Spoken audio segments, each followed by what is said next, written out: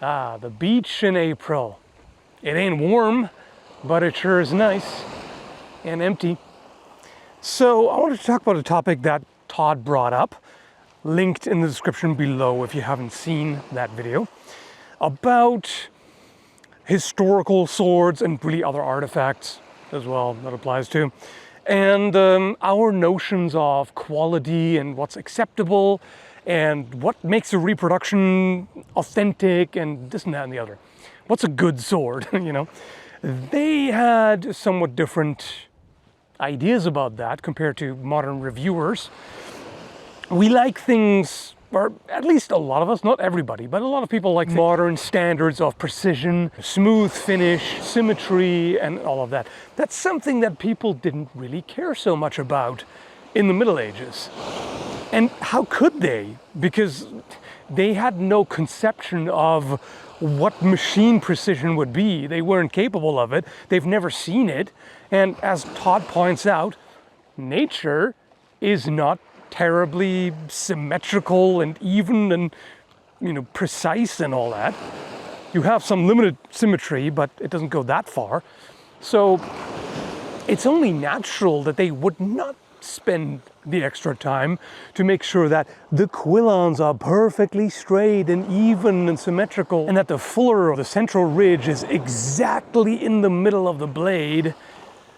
It didn't matter all that much. Even something made for a duke or a king even has these, what we would consider imperfections, but are really just features of the making process. In all fairness, there are also examples of the contrary, like this hunting sword owned by Emperor Maximilian I, which is not only astonishingly intricately decorated, but also remarkably straight and even overall.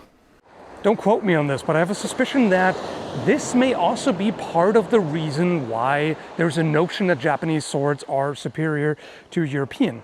Because there seems to be more emphasis in Japanese culture on doing things very meticulously with really more effort than is required as a practice of discipline, basically. And so now, I haven't examined Japanese original swords in detail. So again, I could be making things up, I'm just speculating, but I have a feeling that the finish is probably generally going to be better. And there might be more symmetry and more attention to detail, because it was a very elaborate process. You know, hand polishing and all that. Maybe somebody who has seen a large number of both Japanese and European original swords can say more about this. That's just something that I imagine. What mattered was the functionality. And that's, funnily enough, where modern reproductions are often lacking. You know, they have all the symmetry and the smooth finish and all that, but sometimes they're lacking the functional aspect, where, you know, if you fought with them, they would fall apart, you know, or even though it's ironic, considering that the materials are so much better. Whoop. Slippery seaweed. The materials we have nowadays are so much better, right? It's what they could have achieved back then, the best, like the absolute best, highest quality, you know, best steel that they had, it stands no chance against modern stuff. You know, crucible steel is incredibly homogeneous and can be heat treated and tempered to perfection, you know, fine tailored to the exact purpose that you want it for. And that just wasn't the thing. Like Todd points out, the same sword blade can have vastly different hardnesses on different parts of the blade. It can be anything from what he said was between 30 and 60 HRC. I've seen a list of the different hardnesses. I think that was even more extreme. Some spots and some blades don't even go on the Rockwell C scale. So yeah, it was wildly inconsistent. That part is a functional issue. if different parts of the blade are vastly different, you know, one part is soft, one part is hard, you know, the soft part can bend, the overly hard part can break, that is not a good thing. So that they would have liked to do better, I'm sure, but they just couldn't. They didn't have the technology. Sometimes people talk about lost esoteric knowledge involved in ancient craftsmanship, that we don't know how they did it and we can't recreate it. And the implication is it's better than what we can do nowadays. And that's just complete and utter nonsense. Yeah, sure, after over 400 years of technological progress, they got something figured out that we can't do. Sure. The thing is, there are some processes that we don't know how they did with the means they had available. We're not sure how they did it that way. That doesn't mean we can't reproduce it. That certainly doesn't mean we can't make something better. We can. Although we often don't, because nowadays everything is geared toward quick, efficient mass production.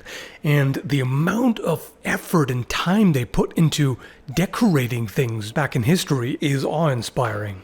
Now instead of fanciful, highly skilled artistic expressions, we got all this minimalist crap. Yay. Todd points out that there's a soul in handcrafted objects. And if you make everything 100% flawless, everything is perfectly symmetrical and straight and even and this and that and the other, then you lose that. It becomes soulless.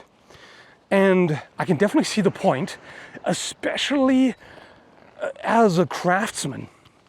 You know, somebody who makes things, you would be more acutely aware of these things because you know how something is made. So you can see those imperfections and you can see the history.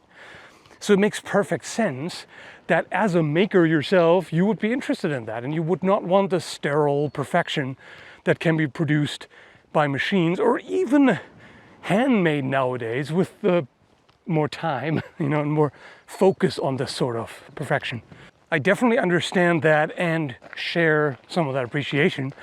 On the other hand, however, I also appreciate the kind of perfection that we're capable of producing nowadays. It's a different sort of goal, I suppose. Like, for example, I generally like swords for their practical application. I can appreciate them on the wall, of course, and I do, but what I have most fun with is test cutting. You know, just using them. At that point, they become more of a recreational tool or even sports tool rather than a functional weapon or a piece of art. And of course, the boundaries can shift a little bit. Something can be somewhere in between, fulfill several purposes or intentions. So in that sense, I definitely appreciate something like an Albion sword, which has a different focus. So they are made based on historical research to make them handle and perform, well, handle, I should say, much like the originals, give you the same sort of feel and be functional and all of that. But the appearance is different because they do not have signs of being handmade with no interest in perfection the way historical originals are. So in that sense, they are not very authentic at all. In other ways, they are. And that's really what I'm looking for mostly. If I want something that's more authentic, I can get antiques. And I'm generally uncomfortable using originals for test cutting. It's very interesting, but I'm just worried about, you know, damaging them or otherwise altering them, thereby affecting their value. Either way, I think it's always important to have a certain amount of self-awareness and also awareness of the historical, here comes the C word, context. Because if we, as reviewers, take our modern sensibilities and then judge a reproduction based on that, there could be a reproduction of an original medieval sword that is one-on-one perfect, exactly the same, looks indistinguishable from the original. And then as modern reviewers, we might look at that like, they didn't spend a lot of time on this, did they? How about the lines though? The blade is wavy and, you know, the central ridge is off center. It's not actually central, you know what I mean? And this and that and the other. Oh, one quillon is slightly longer than the other and it's at a bit of a different angle and blah, blah, blah, blah. I feel like we need to look at historical accuracy differently compared to modern reproduction quality. Because we can appreciate how precisely something is made with modern tools and sensibilities and all that, but also acknowledge that, yeah, that's not how it was back then. Some people will tell you that precision is part of the function, and I agree. Like, particularly when it comes to the guard. You know, Todd mentioned that a lot of original swords, the way they were put together, you could expect them to start rattling pretty soon, and maybe in order to fix that, they added some more shims and all that, or maybe just didn't bother them all that much. But that is technically a way to improve something by making the fit tighter. Because such irregularities might mean that there is excessive wear on one area of the material and not so much on the other. As long as we keep these things in mind, our personal biases and preferences and knowledge or lack thereof, it's all fine and good, right? And that's really my main point.